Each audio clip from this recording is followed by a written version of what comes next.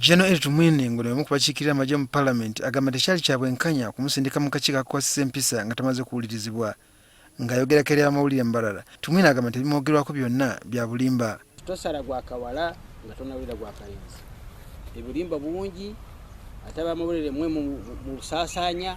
Ategeeza nti ku lwokubiri lwa ssabbiiti eno yasanga ng'ayogerwako mu palamenti nga bw'aliko bye yayogera ebitwebula ekitiibwa kya palamenti ne sipiika, era n'atuula okuwuliriza nga nekya Cecilia Ogwal okumugamba nti yamutunuzaamu emmundu mu palamenti ey'omusanvu we kyajjira.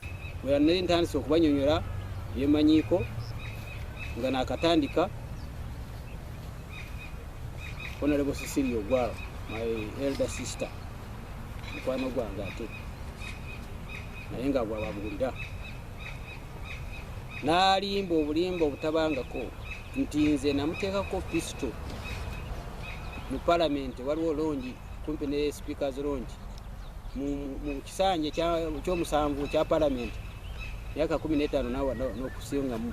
Tumwine akukuluma nti yaweebwa mukisa kwenyonyolako.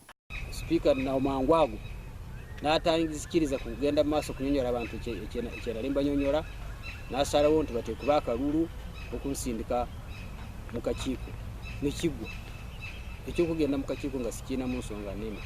Akkiriza nti oluvannyuma yasisinkana omubaka Cecilia Ogwal wabweru w'ekisenge ekitesezaamu ekya palamenti n'amutegeeza nga bw'ali omulimba. And the fact that he was pointing a finger at me with one hand and the other hand it was sort of like trying to feel something at the back. We didn't know, even people around me didn't know when he was trying to pull a pistol. Ne mugamba nti Cecilia Ogwal sikutegeera bulungi. Ne mugamba nti you have disappointed me, you are a liar. Kati agamba nti ekyakolebwa palamenti ku olwo kyekuusa ku ky'okutwalira amateeka mu ngalo, wabula ono mwetegefu okugenda mu kakiiko akakwasa empisa. Nze sitya kusooka twayewaayo okukolera eggwanga. Nze siina mutawaana bwe banaakozesa nze nekiyamba palamenti oba nekiyamba Uganda nze sifaayo. Kinaayamba eggwanga lyonna. Olwekyo yenna abalina empisa zonna tezirowoozaako nti si nnungi mu palamenti kati bonna tugenda tusabe bonna tujja kubatwalayo bonna ate rekodi eyo eri nyingi bangi nnyo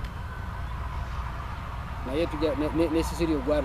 Elly Tumwine yeewaanye ng'amateeka gafuga emmundu bwagabanya obulungi nga n'olwekyo tasobola kumala gagijaajamya. Amateeka ge twakola ge tubalire tugoberera gakwata ku mmundu naddala ga NRA code of conduct tugagoberera tumanye bwe tukozesa emmundu okugikozesa n'obutagikozesa.